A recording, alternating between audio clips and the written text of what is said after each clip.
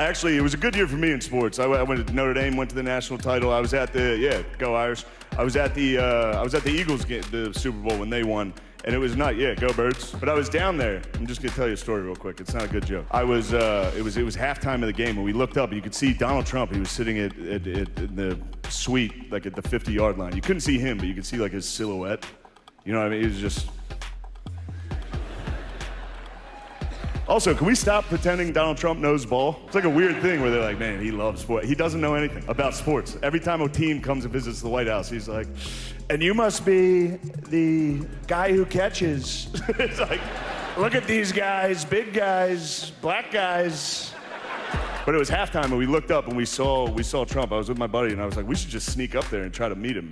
And we did. We got into his suite, which turns out it's pretty easy to get access to Donald Trump, which is probably why he keeps getting shot all the time. He doesn't know who I am, but there's a line of people and he's just shaking hands with everybody. And I was at the end of the line. But also I took a picture with him and I posted it and people got upset about that. What the hell? He's the president. If Osama bin Laden was in the suite, I would have been like, yeah, you're crazy. All right. Shaking hands with everybody. And it's very funny. Trump does this thing whenever he meets somebody for the first time, even if he doesn't know him, he gives them like a crazy compliment. It's kind of nice. Like he got to the guy next to me and he was like, look at you, you're beautiful. And then he got to me and he was like, look at you, you're huge. And I was like, thank you, Mr. President. But he shook my hand, he stood next to me. So I'm just, I was at the end of the line, so there's no one else for him to shake hands with. So he's just standing next. I got to hear him breathe for like a minute, just standing next to me, just. And then his daughter, Ivanka, walked over to us, which by the way, so hot. She walked over and it was halftime of the Super Bowl. I was hammered. I was like, oh, your dad just said I was huge.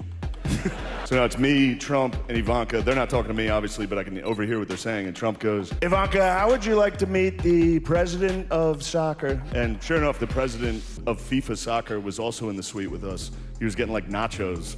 And Donald Trump just looks at him and goes, you. And the guy put his plate down and walked straight to us. And then Donald Trump didn't even look at him. He just kept talking to his daughter and he goes, this is the president of soccer. And they gave us the World Cup and they did that because of me. And then he walked out of the room. It was just me and the president of FIFA looking at each other like,